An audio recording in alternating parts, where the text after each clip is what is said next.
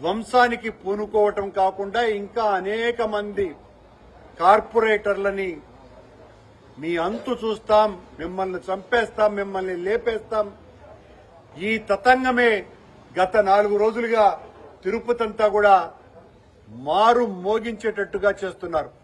దీనికి ప్రధానమైనటువంటి భూమిక అనగాని సత్యప్రసాద్ అనేటువంటి ఇన్ఛార్జి మంత్రి.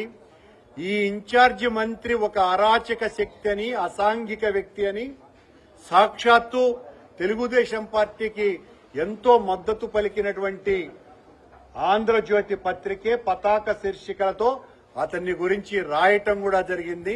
ఆ అసాంఘిక శక్తి తిరుపతిలో తిష్టవేసి ఇక్కడున్నటువంటి ఆకు రౌడీలనందరినీ కూడా తెలుగుదేశం జనసేన పార్టీకి సంబంధించిన ఆకు రౌడీలనందరినీ కూడా ఉసికొల్పి మా కార్పొరేటర్ల ఇళ్లకు వెళ్లి వాళ్లను నానా దుర్భాషలాడటమే కాకుండా వాళ్ల మీద దాడులు చేయటమే కాకుండా వాళ్లలో ఎంతో మంది ధైర్యంగా నిలబడ్డారు, కొంతమంది జారిపోయినారు. వీళ్ల భయానికి సాక్షాత్తు మా పార్టీ డిప్యూటీ మేయర్ అభ్యర్థినే వాళ్లు లొంగ తీసుకున్నారు బలవంతంగా. నిన్న రాత్రి మాకు సంబంధించినటువంటి కార్పొరేటర్లందరూ కూడా చిత్తూరులో ఒక హోటల్లో ఉంటే, రిసార్ట్స్ లో ఉంటే రాత్రి 12 గంటలకు తిరుపతికి సంబంధించినటువంటి రౌడీలు ఈ తిరుపతి ఎమ్మెల్యే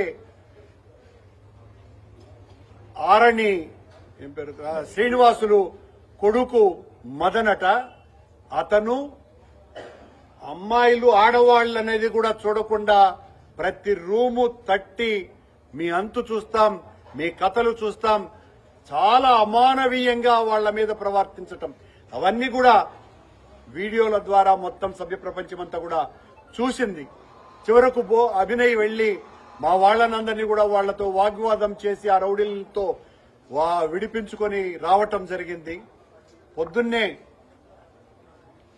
వాళ్ళనందరినీ కూడా మా ఎంపీ గారు గురుమూర్తి గారు, శాసనమండలి సభ్యులు డాక్టర్ సిపాయి సుబ్రహ్మణ్యం గారు, మా మేయర్ శిరీష గారు, వీరి ఆధ్వర్యంలో అందరూ ఒక బస్సులో ఓటింగ్ కు పాల్గొనడానికి వెళితే మార్గమధ్యంలోనే ఆపేసి ఆ బస్సును అద్దాలన్నీ కూడా విరగ్గొట్టి, దీనికంతా కూడా అన్నా రామచంద్రుడు అనేటువంటి ఒక ఆకు రౌడీ నాయకత్వంలో అతని శిష్యుడు శంకర్ ఇంకా ఇతర అనేక అసాంఘిక శక్తులు ముఠాలన్నీ కలిసి మా వాళ్లను చితకబాది మా ఆడవాళ్లను ఎలాగంటే అలాగా మాట్లాడి దళిత ఎంపీ అయినటువంటి గురుమూర్తిని దుర్భాషలాడి మా కార్పొరేటర్లను, మా వెంకటేష్ అన్న కార్పొరేటర్ను కొట్టి తీసుకువెళ్లటమే కాకుండా మరో 4 కార్పొరేటర్లని 42వ వార్డుకు సంబంధించి 45వ వార్డుకు సంబంధించిన అనీష్, 50 వార్డుకు సంబంధించిన బోకం అనిల్, 16వ వార్డుకు సంబంధించిన మోహన్ కృష్ణ యాదవ్, 5వ వార్డుకు సంబంధించిన అమర్నాథ్ రెడ్డి, ఈ 4 కొట్టి కిడ్నాప్ చేసుకుని వెళ్లిపోయారు. ఇప్పటి వరకు వాళ్ల ఆచూకీ లేదు. వాళ్ళెక్కడున్నారో వాళ్ల ఆనుపానులు ఏమీ తెలియటం లేదు. ఇంత దురాఘాతాలు చేసి అసలు తెలుగుదేశం పార్టీ వాళ్లకు నిజంగా వాళ్లు చెప్పుకుంటున్నట్టుగా మేమే గెలుస్తాం అని బీరాలు పలుకుతున్నటువంటి వాళ్లు నిజంగా వాళ్లకు మెజారిటీ ఉంటే ఈ రోజు ఎన్నిక కోరం లేకుండా ఎందుకు వాయిదా పడుతుంది అంటే మీకు మెజారిటీ లేదు కాబట్టి వాయిదా వేశారు. మా 4 కార్పొరేటర్లని ఇప్పటికే భయపెట్టి కొట్టి ఎన్ని రకాలైనటువంటి చిత్రహింసలు చేస్తున్నారో అన్ని రకాలు చేస్తున్నారు. ఎన్నికల కమిషన్ దీన్ని చాలా సీరియస్ గా పట్టించుకోవాల్సినటువంటి అవసరం ఉన్నది. ఎన్నికల రిటర్నింగ్ ఆఫీసర్ గా ఉన్నటువంటి జేసీ గారు ఎన్నికల హాల్లోకి నరసింహ యాదవ్ అనేటువంటి తెలుగుదేశం పార్టీ నాయకుడిని లోపలికి పంపినారు. నేను దీనికి రుజువు కూడా అతను లోపలికి వెళ్తున్నటువంటిది.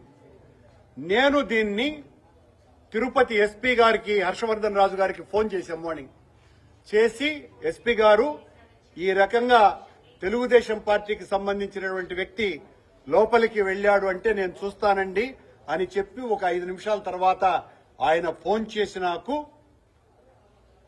అది ఎన్నికల కమిషన్ వారే ఆయనకు అనుమతి ఇచ్చారటండి, నేనేమి చెయ్యలేను అని సాక్షాత్తు ఎస్పీ గారే నాతో మాట్లాడడం జరిగింది. అంటే ఎన్నికల అధికారిగా ఉన్నటువంటి శుభం బన్సాల్ అనేటువంటి జాయింట్ కలెక్టర్ కి ఎన్నికల నిబంధనలు తెలియవా, లేకపోతే తెలుగుదేశం పార్టీకి అనుకూలంగా వ్యవహరించడానికి ఇంతకంటే నిదర్శన మరొకటి ఉన్నదా? ఇంతకంటే మరొక దారుణం మరొకటి ఉన్నదా? ప్రత్యక్ష సాక్ష్యం నరసింహ యాదవ్ను లోపలికి పంపించింది ఎన్నికల కమిషన్ అని నాతో సాక్షాత్తు ఎస్పీ గారే చెప్పటం జరిగింది. సరే, ఎస్పీ గారికి ఆ తర్వాత నేను ఫోన్ చేసి, అలాగే మా గురుమూర్తి ఎంపీ గారు కూడా ఆయనతో మాట్లాడడం జరిగింది. సార్, ఈ రకంగా మా వాళ్లను కొడుతున్నారు అని అంటే చాలా నింపాదిగా ఆయన నేను వెళ్తున్నానండి అని చెప్పటం జరిగింది. అప్పటికే మా వాళ్లను కొట్టటము, వాళ్లను నలుగురిని కిడ్నాప్ చేయటము, తీసుకెళ్లిపోవటము, వాళ్ల పరిస్థితి ఎక్కడుందో తెలియకపోవటము అన్ని కూడా చూశారు. ఈ నలుగురు కిడ్నాప్ కు గురైనటువంటి వ్యక్తుల్ని తీసుకురా వచ్చి రేపు వెంటనే ఈ రోజున హాజరుపరచాల్సినటువంటి బాధ్యత ప్రధానంగా జిల్లా పోలీసు అధికారి అయినటువంటి ఎస్పీ గారి మీద ఉన్నది.